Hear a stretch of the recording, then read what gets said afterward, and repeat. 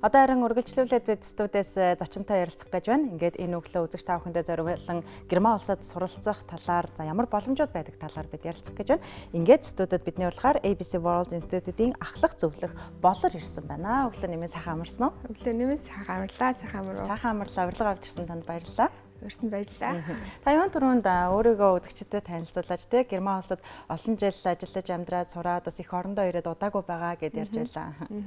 За, намайг Сандаг Огто болор гэдэг. Тэгээд Германд амьдарч сурч тэгээд ажиллаж агаад Монголдоо ирээд жил хагас илүүтэй болоод байж байна. Тэгээд ABC World Institute-д боловсролын зөвлөлт хийдэг байгаа.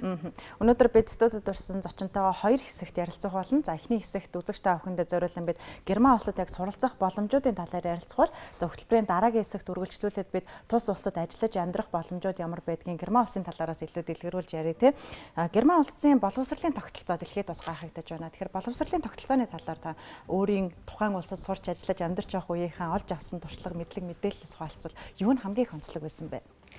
За, Герман улсын боловсролын тогтолцооны онцлог гэвэл ер нь бол хүн ажиглахад маш энгийн. Бага боловсрол тий 3 үе шаттай байдаг. Бага буюу суур боловсрол, за тэгээд дунд шатны боловсрол, тэгээд дээд боловсрол гэж байгаа. Бага боловсрол нь ер нь 1-р ангиасаа 4-р анги хүртлээр бага сургуультай сураад 4-р ангиа төгсөөд дунд сургуультай шилжиж орно. Ер нь тэгээд 4-р ангиа төгссөн хүүхдүүдийн ирээдүйн бараг 80% хүүхдүүдийн ирээдүйн ер нь шийдэгдчихэж байна. Дунд сургуульд орохдоо 2 хуваагдаад ордог. Хав чүлээ буюу 9-р ангиа төгсөөд мэрэгжил эзэмших, эсвэл 12, 13 дугаар ангиа төгсөөд шууд ихтэй сургуульд илсэн орох гимназиум гэдэг сургуульд ингээ хуваагдаад орчихно. Ер нь сурлагынхаа дүнгээр тэгээд энэ хоёр сургуулаараа яваад төгсөөд ихтэй сургуульд орох нь ороод 9-р ангиа төгсөөд мэрэгжил эзэмшээд ингээ явдаг байгаа.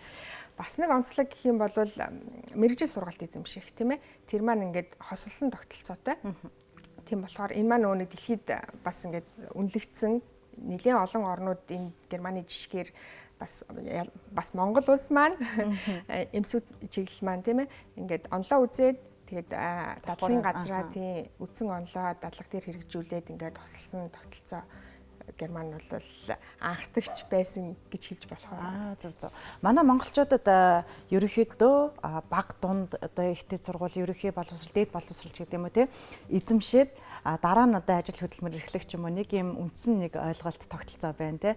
Энэ бол одоо сайн яваа хүний шинжич гэдэг юм уу энэ нийгэмд яг энэ үе шатыг давж гарснараа тухайн хүн мэрэгжил эзэмшээ тухайн мэрэгжлээр ажиллах хэрэгтэй ч гэдэг юм уу. Герман улсын хувьд ер нь ард иргэдийн дунд байдаг ерөнхий ойлголт ямар байдаг вэ? Тэнд боловсрол эзэмших нь өөрөө ямар үнцэнтэй ойлголт гэж ер нь явах вэ? За, Герман улсын хувьд бол боловсрол нэлийн өндөр үнцэнтэй байдаг. Ялангуяа боловсролыг үн төлбөргүй одоо болтол байлгасаар байгаа. Академик төвшнийг сураад дуусан дуусал үн төлбөргүй. Тэгэхээр ихтэй сургуулиуд маань бас үн төлбөргүй сурнаа гэсэн үг шүү дээ, тий. Дээрээс нь эмсүүд буюу одоо монголоор бол эмсүүд Германаараа Ausbildung хийх энэ хүү мэрэгжил эзэмших сургалт маань ингээ хосолсон хөтөлбөрөөрөө илүү давуу талтай байдаг, тийм ээ. Тэгэхээр манай Монгол шиг юм уу бусад орнууд шиг оюутан залуус нь 9-р ангиа төгсөөд юм уу 10-р ангиа төгсөөд ихтэй сургуульд горлохоос илүү мэрэгжил эзэмшээ.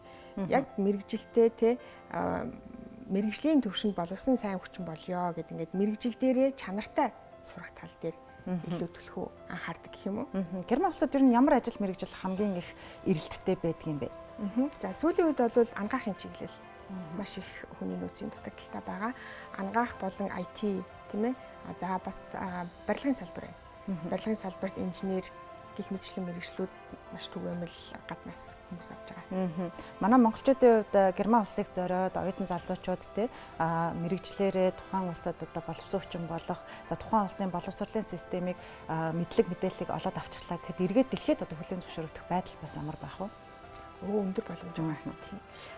Манай Монголын сургуулиуд чинь хүлээн зөвшөөрөгдсөн шүү дээ. Ялангуяа улсын их сургуулиуд тийм ээ магадлал итгэмжлэгдсэн учраас. Тэгэхээр улсын сургуулиуд төгссөн, тэгээ мэрэгжлэрээ бас тодорхой хугацаанд ажилласан монгол залуучууд маань Германд очиод мэрэгжлэр ажиллах бүрэн боломж байгаа. Хамгийн гол нь герман хэлээ сурах. За Герман хэл сурахад хэр хэцүү хэл юм бэ? Амархан бол биш. Гэхдээ сурах гэсэн хүн болоо сурчин. Гайгүй тийм. Монгол хэлтэй ер нь дүүцхүүц 4-ийн хувьд Амархан биш бас айхтар бас хэцүү биш. Сурыг гэж ивэл сурна. Тэгээд хилтэл байх юм бол очоод тэнд мэргэжлэр ажиллах бүрэн боломж байгаа. Дипломод үзүүлээд Монгол төгссөн сургуулийн дипломод үзүүлээд тодорхой хугацаанд ажилласан мэргэжлийн туршлагаа харууллаа тийм ээ. Ажиллах боломж. Одоо яг 12 дугаар ангитай элсэн орж байгаа энэ хичээлийн шинжилт те хавар төгсөөд гадагшаа магадгүй бакалаврын зэрэг эзэмшихээр сурандаа гэж зорж байгаа олон хүүхэд залуучууд байгаа. За нөгөө дээгүүр энэ жил ихтэй сургуулаа төгсөөд одоо нөгөө мастер ч юм уу цаашаага магадгүй мастераа төгсөөд докторч гэдэг юм уу те зэрэг ахиулахаар ингээд суралцахаар төлөвлөж байгаа маш олон хүмүүс байгаа. Герман улсыг сонирхож байгаа хүмүүс ч бас олон байна. Та бас хүүхэд залуучуудад гадагшаага тэр дундаа Герман улсыг зорж сурах одоо зөвлөгөө өгдөг шүү дээ. Тэгэхээр өнөөдөр телевиз үзэж байгаа хүүхэд залуучууд үзэгчдтэй юу зөвлөсөн бол? За 19 оноос хойш 12 дугаар ангид төгсөөд ерөнхий боловсролын сургуулаа төгсөөд шууд Герман улсад ихтэй сургуульд ирсэх боломжтой болсон. Тийм. Тэгэхээр гэтээ тэр сургуулийнхаа шаардлагыг хангана. Ер нь Германы ихтэй сургуулиуд гол хоёр шаардлага тавьдаг. Герман хэлний тодорхой төвшөнтэй байх, сургуулийн зүгээс тавьж байгаа шаардлага тийм ээ. B1 юм уу B2 төвшин. Энэ маань Герман хэлний 3 дахь буюу 4 дахь төвшин гэж авч байгаа. За дээрэс нь ихтэй сургуульд элсэн орох эрхээ авцсан байх. За энэ эрхээ аавна гэдэг маань ерөнхий боловсролын сургуулаа төгсөөд Ешийн тийм ээ Монголдо олвол элсэлтийн ерөнхий шалгалтаа өгөөд энэ маань доотлон 5 хичээл тус бүрдээ 560 оноотой түүнээс дээш байх юм бол энэ хоёр шаардлагыг хангасан байхад ихтэй сургуульд хүссэн мэргэжлэрээ эсэж орох боломжтой. За Монголдо ихтэй сургуульд орсон байлаа тийм ээ эсвэл төгссөн байлаа гэх юм бол бас л ихтэй сургуульд орсон сургуулийн тодорхойлолтоороо дээрээс нь Герман хэлний төвшингөө тийм ээ үзүүлээд харуулад ингээд бас Германд өргөжлүүлэн сурах ч юм уу дахин шинээр сурах эсвэл магистр сурах боломж байх гэсэн. Хэлний асуудал бас их өндөр тавигдчих байна шүү дээ тий. Магадгүй монголчууд бид гадны улсын одоо хэл гэхээр англи хэлээр түлхүү ярьдаг. Магадгүй 10 жилийн боловсролын заагаад эхэлж чаддаг байх л да. Нөгөө талаар орос хэлч гэдэг юм уу тий. Герман хэлийг төдийлөн бас одоо сонгож суралцдаг ерөнхий боловсролын сургуулиуд бас бага байх шүү гэн. Тэгэхээр герман хэлийг сурах бас тийм ч амар хэл биш гэж та түрүү ярианда дурдлаа л да. Эх орондоо буюу Монголд бид герман хэлийг хэрхэн төвөггүй хурдан хугацаанд сурах боломж байна. Одоо ерөнхий боловсролын сургуульд суралцахынхаа хажуугаар, ихтэй сургуульд суралцахынхаа хажуугаар яаж герман хэлний мэдлэгтэй болж тэр оноонд нь бид хүрэх юм бэ? За түрүүн би хэлсэн ихтэй сургууль хэлний төвшин шаарддаг. Тэр маань одоо ингээд B1 юм уу B2 гэж байгаа. Энэ 4 дахь төвшин буюу 3 дахь төвшнийг сурахад тодорхой хугацаа шаардна. Ер нь бол 6-аас 9 сар гэж байгаа. Манай одоо сургалтаар бол тийм ээ бусад сургалтын төвөрд ямар хугацаатай бид ер нь ойролцоол ах гэж бодож байна. 9 сар гэдэг маань бараг жил гэж тооцож болно. Ягаад тэгэхээр зөвхөн сургалтандаа тэр төвшөнд хүртэл сурахад 9 сар зарцуулна. Дээрээс нь сертификатны шалгалтаа өгнө. Энэ дээр бас 1-2 сар нэмээд ингээд ерөнхийдөө Германыг зорих гэж байгаа хүүхэд маань өөртөө 1 жил герман хэл сурнаа гэсэн төлөвлөгөө гаргах хэрэгтэй. 1 жилийн дотор сураад шалгалтаа өгөөд саяны гартай боломжуудыг доолж авах боломжтой гэж ойлгож байна. Хичээлийнхаа хажуугаар тий сурахын хажуугаар, ажиллахын хажуугаар сурч болно. Манай дээр нодлон жишээлбэл 12 дугаар ингээд төгсөөд өнжих жилээ аваад тий гап жилээ аваад тэгээд би герман явнаа гэд бүр өөртөө яг зорилгоо тавьчихсан, шийдчихсэн хүүхдүүд ирээд эрчимжүүлсэн ангиар аваад ингээд 6 сарын дотор бас 4 дахь төвшөндөө хүрч исэн. Тэгэхээр бол 6-аас 9 сарын хооронд хангалттай сурч чадна. Гол нь тухайн зүйлийгээ хүссэн, зорилго тавьсан байхад бол чадахгүй зүйл байхгүй гэж. Герман улсад манай монголчууд хоёрын залуучууд очиж суралцахад одоо тохиромжтой ч гэдэг юм уу. Эсвэл одоо зардлын хувьд те тухайн одоо сургууль сураад олж авах мэдлэг мэдээлэл за авах нөгөө мэрэгжил тэр тал дээр хамгийн ойр сургуулиуд бол ямар сургуулиудыг та онцлох вэ? За ер нь Германы ихэнх сургуулиуд чинь хүлээн зөвшөөрөгдсөн тийм ээ. Тэгээд түрүү миний хэлсэнчлэн ихтэй сургуулиуд нь үн төлбөргүй улирлын суур хураамж гэж авдаг. Энэ маань 6 сартаа буюу 1 семестртээ авдаг суур хураамж гэж байгаа. Оюутнуудаа үзүүлж байгаа үйлчилгээ гэсэн үг л дээ. Оюутныхны үнэлгийг гаргаж өгөн тийм ээ. Оюутны байрандаа хамрагдах хэрэгтэй. Сургуулийнхаа харьяад номын санд тийм ингээд үнгүй үйлчлүүлэх хэрэгтэй гэх мэтчлэн оюутнуудаа үзүүлж байгаа үйлчилгээний хураамж гэж юм. Энэ бол харьцангуй бага байдаг. Төлбөрийн хувьд бол төлбөргүй гэж явдаг. Сурцах орчин бол нэн таатай. Герман улсад сурыг гэвэл бүх ингээд бүрэн бололцоонд байдаг. За сураад бас ингээд төгсөөд мэргэжлэрээ ажиллах бүрэн бололцоотой. Ихэвчлэн манай Монгол залуучуудын сонирхон очиж байгаа тий сургууль ямар сургуулиуд байна? Улсын болон хувийн сургуулиуд гэж байгаа бах тий. Тэгэхээр миний ойлгож байгаагаар улсын сургуулиуд нүүн төлбөргүй байх гэдэг шүү дээ. Тий. Улсын сургуулиуд за мууч болгонд хөлийн зөвшөөрөгдсөн монголчуудын сонирхдаг сургуулиуд байна. Дэлхийн тий эхний 50-д ранкингд ордог сургуулиуд хүртэл байна.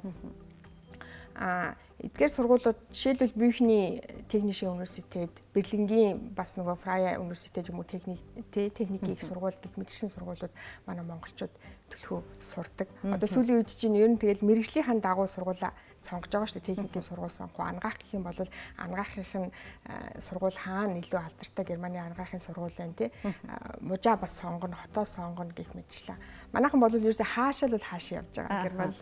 Гадны улс орныг зорихоор суралцахаас гадна манайхны дунд үүсдэг нэг асуудал нь нөгөө амьдрах орон байр тий оюутны байранд амьдрах уу, тусдаа байр түрээслэх үү гэдэг асуудал. Дээрээс нь суралцаа тэндээ бас нэг хэдэн жил ажиллах сонирхолтой байдаг шүү дээ. Тэгэхээр Герман улсын хувьд төгсөөд суралцах боломжтой гэж та ярьлаа тий. Тэгэхээр одоо тухайн мэрэгчлэрээ суралцах боломжтой юу? Суралцахын хажуугаар бас тэнд ажил хийх боломж нөхцөл хэр байдаг юм болоо. За Герман улсад сураа төгслөө. Ямар сургууль төгсөн байж бол мэрэгжлийн байж болно, ихтэй сургууль төгсөн байж болно. Хамгийн гол нь төгсөөд тухайн сургуулийнхаа диплом буюу гэрчлэгийг авсан тохиолдолд гадаадын харьяат нь оюутны визийн автоматар 1 жил сунгадаг байгаа. Доотлол 1 жил буюу 1-ээс 1 жил хагас сунгаад энэ хугацаанд та мэрэгжлийнхаа ажлыг олж болно гэсэн боломж олгодог. Тэгэхээр 1 жилийн дотор ихэнх хүмүүс ажлаа олцдог. Ажил олгогчоо олоод за ингээд хөдөлмөрийнхаа гэрээг хийгээд нөгөө гадаадын харьяат дээр очих юм бол оюутны визийн маань ажиллах виз тэг хөдөлмөрийн виз болгоод ингээ өөрчилчин инхээр нөгөө нэг Германда ажиллаж амьдрах эрхэн ингээд нэгдээд боломж нэгдээд ирж байна гэсэн. Мэргэжлэр ажиллах тий. Зөв. Тэгэхээр бас харьцангуй боломж олгодог байх нь шүү дээ тий. Түүснийхаа дараа 1 жилээс жил хагас гэдэг бол хангалттай хугацаа гэж бас ойлгох гоо. Та бас өөрийнхөө түүхээс хаалцаж тий. Анх Герман улсыг бас яагаад зорж байв? Тухайн үед суралцаж байхад юун танд хэцүү байв? Очихдоо бас хэлний мэдлэгтэй явж байв уу? Эсвэл тэнд очиод бас хэлээ илүү төлхөө сурж байв уу гэд бас үзэгчд сонирхож байгаа. За би бол хүүхэд тахта ер нь эцэг ихэд дагаад гэр бүлэрээ явсан гэж болно. Тийм. Манай аав бол төрүүлээд очсон байсан. Ээж дүүтэйгээ хойноос натсан. За хэлний мэдлэг бол огт байгаагүй. Очоод ерөөсөө тийм эхнээс нь аагаасаа аав үсгнээсээ ахуулаад сурсан. Юу ч ойлгохгүй байсан. Очоод хэлний бэрхшээл маш хүнд байсан. Найз нөхөд маань Монголд үлдээд би чинь сургуульд орсон хүүхэд байсан шүү дээ. Тийм. Тэгээд шинэ найз нөхөд олоход хэцүү байсан. Тэгээд Герман хэлийг ерөнхийдөө өөртөө сургасан гэж болно. Хичээлийнхаа хажуугаар ингээд давхар Герман хэлээ үзээд тэгээд дунд сургуулаа төгсгийнхаа хажуугаар бас ингээд нэг ажиллаад тийм ээ сурагч байхдаа хүртэл ажиллах боломж байдаг. Сурагч нарын бас үний ажил гэж байдаг. Тэгээд их сургуульд ороод ингээд төгсөөд ажиллаж байгаа. Тэгээ Монголдо эргээд ирсэн. Ерөнхийдөө Герман улсын боловсролын бүхэл систем үе шат нөгөө баг дунд дээдэг бол даван туулаад гарсан байх нэ гэж. За маш их баярлалаа. Тэгэхээр өнөөдөр бид ABC World Institute-ийн ахлах зөвлөх болортой ярилцаж байна. За ярилцлагаа төр завсарлаа. Дараагийн хэсэгт бид Герман улсад амьдрахад ер нь ямар орчин хэрэгтэй байдгийг за цаашлаад тус улсын талаар илүү дэлгэрүүлэн студиэсээ зочинтойгоо ярилцах болно. За төр хугацааны дараа эргээ ярилцъя.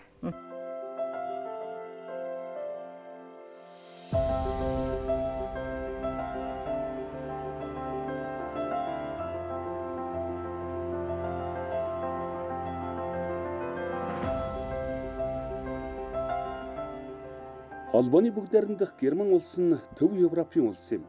Умард талаараа Дани, зүүн талаараа Польш, Чех, өмнө талаараа Австри, Швейцар, баруун талаараа Франц, Люксембург, Бельги, Голланд улстай хэлэлдэг. Мөн баруун хойд тал нь Хойд тэнгис, зүүн хойд талд нь Балтийн тэнгис оршдог. Герман нь 357,021 км² нутаг дэвсгэртэй. Хүн амынхаа тоогоор Европын холбооны гишүүд дотроо тэргүүлдэг. Мөн гадны оршин суугчдаараа дэлхийд 3-дугаарт ордог байна. 30 жилийн тэртээ буюу 1989 оны 11-р сарын 9-ний өдөр Берлиний хааныг нураан 2 Герман улс нэгдсэн түүхтэй. Герман улс нь хамгийн өндөр хөгжил, хүчин чадал бүхий аж үйлдвэрлэсэн орнуудын тоонд ордог. Америкийн нэгдсэн улс, Япон, Хятадын дараа орох дэлхийд 4 тооцогдох хүчирхэг эдийн засагтай. 82 гаруй сая хүн амтай Холбооны бүгд найрамдах Герман улс нь Европын холбооны хамгийн том чухал зах зээл нь болж өгдөг. Германчууд цаг хатуу баримталдаг гэдгээрээ дэлхийд алдартай. Тэд зөвхөн цаг баримтлах төдийгүй бас цагийг яг таг төлөвлөдөг. Германы дэлхийн зах зээл дээр хамгийн хүчтэй өрсөлдөх салбарууд нь автомашин, хүнд даацын машин, тэрэгэнцэр, үйлдвэрлэлийн тоног төхөөрөмж, химийн гаралтай бодис, нанотехнологийн үйлдвэрлэл, эмчилгээ, хэмжил зүйн нарийн тоног төхөөрөмж, эмийн үйлдвэрлэл бөгөөд эдгээр салбарын экспорт нь нийт экспортын 60% бүрдүүлдэг юм байна.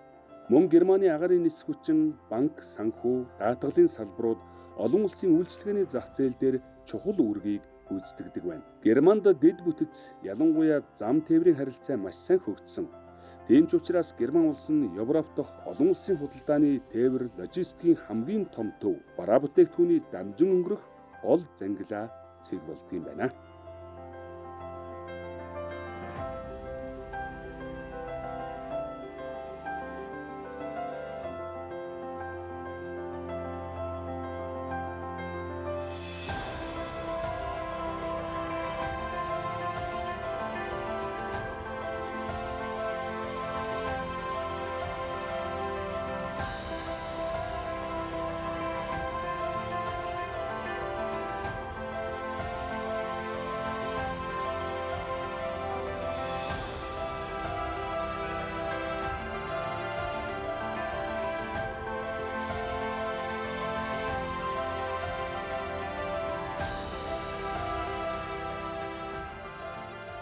Хөтөлбөрийн эхлэл хэсэгт бид Герман улсад суралцах боломжийн талаар та бүхэндээ мэдээллийг өгч ABC World Institute-ийн ахлах зөвлөх болортой ярилцсан бол одоо үргэлжлүүлэн дараагийн хэсэгтээ бид Герман орны талаар болон тэнд амьдрах орчин боломж нөхцөлийн талаар ярилцах гэж байна. За тэгэхээр Герман улсад амьдрахад их таатай гэж олон хүмүүсээ сонсож байлаа л да. Таны хувьд энд олон жил бас ажиллаж амьдарсны тухайд ер нь монголчууд бид очиод идээших гэж ярьдаг тийм. Ажиллаж амьдрахад ер нь таатай орчин нь яг ямар байдаг юм бэ?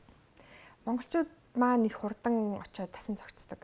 Тийм. Хилийн сурахад хүртэл манай монголчууд их цэвэрхэн германаар дууддаг, хурдан сурдаг, тийм ээ. Тэгээ очиод бас нөгөө нэг идэж уух тал дээр хүмүүс ингээд нөгөө нэг оцсон орчиндөө дасдаггүй шүү дээ. Германууд маань бас монголчууд чиг махыг иддэг. Тийм болохоор манай монголчууд Германд очиод идэж уух дээр хүртэл санаа зовхгүй, Герман улсууд гэсэн Монголд ирсэн ялгаагүй махсаг хүмүүс. Дээрээс нь Герман улс маань бас Европын ингээд зүрхт оршдог болохоор Европод амьдарч байгаа гэдэг утгаараа их таатай байдаг манай монголчуудад. Германы ямар соёлыг та онцлох вэ? Магадгүй монголчуудад анх таньж мэдхэд их сонин содон санагдах ч юм уу тий. Гэхдээ тэнд бол ийм энгийн хэвийн үзэгдэл ч юм одоо магадгүй мэдлэг яслаа одоо үднээсээ ч юм уу эсвэл ямар онцлог байх вэ? Соёлын үед. За тийм би бас хүүхд тахтаа очиод гайхаж исэн юм ингээд танихгүй хүн ингээд гудамжинд мэдлдэг. Танихгүй ч яах вэ ингээд зөрөөд өнгөрч байгаа тий одоо өглөө ингээд жогинг хийгээд гүүж байгаа нохоогоо зугаалж байгаа хүмүүс ингээд хоорондоо зөрөөд явхад хоорондоо өглөөний мэнд сайхан амарсан уу гэдэг ингээд танихгүй тэр бол эхлээд сонин санагдчихсэн сүүлдээ дасчихсан ирээд би Монголд ирээд ингээд орцондоо тааралцсан хүнтэйгээ мэдлсэн чинь гайхаж чадчихсан гэх чинь тий дээрэс нь ингээд Германд очиод ингээд ажиглаж байхад бага насны одоо бага сургуулийн 1-ээс 4-р ангийн насны хүүхдүүд дугуун одоо тий хичээл ордог. Тэгэхээр нөгөө нэг бага сургуульд байхдаа албан ёсны замын хөдөлгөөнд орох тийм эрхтэй болдог аахгүй дугуунаад тэр нь бас анх очиод их сонир санагдчихсэн жоохон хүүхдүүд ингээд замын хөдөлгөөнд бие даагаад ингээд ороод тэдгээр нөгөө ингээд сургууль нь албан ёсоор хичээл заагаад тэгээд цагдаагийн байгууллагаас тэр хүүхдүүдэд бүр өмнөлөх болгодог байгаа. Гэх мэтчлэн ийм сонир сонирхолтой соёлууд харагдчихсэн Монголоос тийс өөр. Монголд сураад мэрэгжил эзэмшид те тэндээ очиод шууд ер нь ажиллах боломж нөхцөл гэж байх уу? Эсвэл заавал тухайн улс орны боловсролыг эзэмшээд ажиллах боломж нэгддэг болов. За Герман улс маань сүүлийн жилүүдэд түлхүү гаднаас боловсон хүчин чадварлаг мэрэгчлэтнүүд татахаар зорж байгаа. За энэ нь бол Монголдо төгссөн дипломоо Германд дүүцүүлэх гэж байгаа. Дүүцүүлээд мэрэгчлэр ажиллаж болно. Хамгийн гол нь Герман хэлээр сурсан байх. Эсвэл нөгөө ажиллах компани маань 100% англи хэл дээр үйл ажиллагаагаа явуулж ивэл бас боломжтой гэсэн. Шинжлэх ухааны чиглэлээр бас хөгжилтэй орнуудын тоонд Герман улс зүй ёсоор ордог. Тэгээ яг аль шинжлэх ухаанаар илүү давмгаа гэж явдаг юм бэ? За ер нь ихэнх салбарууд нь орондоо хамгийн одоо сүүлийн үед төлхөө байгаа нөгөө техник технологи тийм ээ. дэвшилтэт технологи германууд маань бүр дэлхийн 1 2 дугаар дайнаас ахуулаад техник тоног төхөөрөмж дээрээ алдартай байсан чанартай бүтээгдэхүүн гаргадаг. Одоо бол IT-ийн чиглэлээр бас эрчимжүүлсэн одоо сэргээд эрчим хүч ангаах гэх мэтчлэн салбарууд. За эдгээр салбарыг сонгоод очиод суралцаад эсвэл ажиллах хүчээр очиод ажиллах боломж монголчууд бидэнд байна тий. Гадны орны соёлтой танилцаад бас хэдэн жил өөрийгөө таньж мэдээд гадны улс орныг зориод гол нь өөрийгөө олсон гэж бас олон хүмүүс сонсч байлаа тий. Тэгэхээр энэ боломжийг бас нээж олгож байгаа нэг давуу тал байна. Таны хувьд яг яагаад анх монгол залуучуудыг тий герман руу суралцах энэ гүүр нь болж өгье гэж бас бодсон бэ? Яагаад заавал монгол залуучууд тэнд очиж бас нэг сураад ч юм уу ажиллаж амьдраад ирээсэй гэж юу энэ одоо үйл ажиллагаагаа эхлүүлсэн юм бэ? Би өөрөө Германд оюутан байхдаа Монголоос ирсэн оюутнуудаа ингээд сайн дураараа тусалдаг байсан. Одоо юмнуудыг орчуулж өгөөд хамт гадаадын харьяатад очиж бүртгүүлэх тийм ээ виз сонголт дээр нь туслах эсвэл ойлгохгүй байгааг захиаг нь орчуулж өгөх гэх мэтчлээ ингээд тусалдаг байсан. Монголд ирээд ингээд яванда энэ компанид ABC World гэсэн институтэд яванда ороод ирсэн. Тэгээд Германд хийж исэн, Германд ингээд тусалж исэн юугаа ингээд мэрэгжлийн түвшинд хийгээд явж байгаадаа баяртай байгаа. Дээрэс нь яагаад манай монгол залуучууд Германд одоо ингээд сураасаа гэж хүсдэг вэ гэхээр Герман улс маань академик төвшин хүртэл үнгүй боловсрал олгодог байгаа. За Герман улсад сураад төгсөө дипломыг авах юм бол дэлхийд өрсөлдөх чадварлаг тийм ээ боловсон хүчин мэрэгжилтэн болж төгсгөнэ шүү дээ. Тэгээд дипломоороо бариад одоо дэлхийн аль ч улсад очиод ажиллаж болно тийм ээ. Дэлхийн ямар ч улсууд Германы боловсролыг Германы дипломыг өндөрөөр үнэлдэг байгаа. Тэгэхээр өөрт нь бол дэлхийд өрсөлдөх чадвар нь гарч ирж байна гэсэн үг ойлгоно. Герман хэл сурах цаашлаад одоо яг Герман улс руу суралцах боломжийг нээж одоо бас зуучлалын үйл ажиллагаа явуулдгаа гэж ойлгож болох нь тий. Эрдэнэтэд бас салбараа нээх гэж байгаа гэдэг мэдээлэл энэ талаар дэлгэрүүлвэл. Тий. За манай ABC World маань өөрөө үүсгэн байгуулагдаад 10 жил болсон байна. Тэгээд Эрдэнэтээс маш их санал хүсэлт ирдэг. Сая зуны амралтаараа хүүхдүүд Эрдэнэтээс ирж манай дээр А1 төвшөндөө анх шатны төвшөндөө суралцсан. Өргөжлүүлээд ингээд Эрдэнэттэй А2 гэ тий өргөжлүүлээд дараагийн шатндаа сурмаар байна. Эрдэнэтээс бас айгүй олон хүүхдүүд сурах хүсэлтэй байна гэсэн санал хүсэлт ирсний дагуу манайх ер нь тэнд нэг салбараа нээсэн дээр юм байна тий гэсэн гүнзгэл дээр одоо ингээд удахгүй салбараа нээх гээд энэ хагас өдөр манайх одоо Эрдэнэтэд нээлттэй хийж байгаа. Тэгээд ирэх даваа гарагт буюу 9 сарын 19-нд шинэ анги маань одоо ингээд Эрдэнэтэд нэгдээд үйл ажиллагаагаа явуулаад хичээлээ заагаад эхэлнэ. Тэгэхээр бас зөвхөн нийслэл Улаанбаатар хоттой төвлөрөхгүйгээрээс хөдөө орон нутаг бусад аймагуудаараа салбараа нэгээд эхлэхэд хүүхэд залуучуудад илүү их боломж нэгдэж байна гэж харж болох нь тий. Таны хувьд Германд 7 жил ажиллаж амьдарсан хэрнээсээ монгол хэлээр их сайхан төггүй ярьж штэ тий. Тэнд очихоор ер нь одоо их хэлээ мартахгүй байх нууц нь юу байв? За ер нь бол гэр бүлдээ гэр дотроо монголоор ярьсаар ирсэн. Тий. Гадуур гарахтаа ч юм уу сургууль дээрээ ажил дээрээ очиод мэдээж найз нөхдөдгөө германаараа ярина. Энэ маань ингээд миний нөгөө нэг монгол хэлээ мартахгүй байх үндслэл болсон байхгүй. Тэгээ Монголд ер нь бол үгийн баялаг бол маш багассан байсан. Монголд ирээд гэхдээ маш хурдан сэргсэн. Суурь нь байгаа болохоор гэр оронтойгоо тий гэр бүлийнхэнтэйгээ ингээд монголоор яриад байгаа болохоор аялга энэ төр бол ороогүй. Яг хэвэндээ байгаа манай найзууд хүртэл чи ерөөсөө ямар ч гадаад аялга байхгүй цэвэрхэн ярьж ийн гэж хэлсэн. Тэгэхээр очоод хүртэл төрлөх хэлээ мартахгүй байх жишээний ялангуяа бага насны хүүхдэд дагуулад тий гадаадад амьдарч байгаа бол эсвэл тэнд ингээд хүүхдэн төрсөн бол бас төрлөх хэлээ сураад ч юм уу сурах тэр боломж нь байвал зүгээр юм уу гэж харсан. Нэрэл гэр дотроо монголоор яриул аль хэлээ давхар мартахгүй эзэмшээд яваад авах боломжтой байна. Таны бодлоор Германд ажиллаж амьдраад сурж явах хугацаанд олж авсан хамгийн том чадвар ч юм уу мэдлэг мэдээлэл гэвэл та юу гэж боддог вэ? За ер нь юмыг ингээд нягт нямба хийх. Тэгээд нэг ихлүүлсэн бол дуусгах. Хийж явах явцдаа бас нэгэн нарийн төлөвлөгөөтэй төлөвлөгөөний дагуу хийж чанартай юм гарна гэдгийг би ер нь сурж явах явцдаа. Ялангуяа их сургуульд бол тэрийг маш сайн сурсан. Их сургуулийн тэр боловсрал маань зүгээр ингээд нэг академик түвшний боловсрал олгох биш, хувь хүнийг хэвшүүлдэг, тийм ээ, төлөвлөгөөний дагуу өөртөө ингээд төлөвлөгөө гаргаад зарчимч байгаад хариуцлагатай байхыг бол сурдаг. Өстө нөгөө цаг барайл хүн байхын бас ухааныг сурсан байх нь тийм. За маш их баярлалаа. Өнөөдөр студид бидний болохоор ABC World Institute-ийн ахлах зөвлөх болоор ирж ярилцаж та бүхэнд Герман улсад суралцахад ямар боломж нөхцөл байна. За тус улсын талаар бас ажиллаж амьдрахад ямар таатай орчин байдаг талаар ярилцлагыг хүргэлээ. Баярлалаа танд, ажилд амжилт хүсье. Баярлалаа.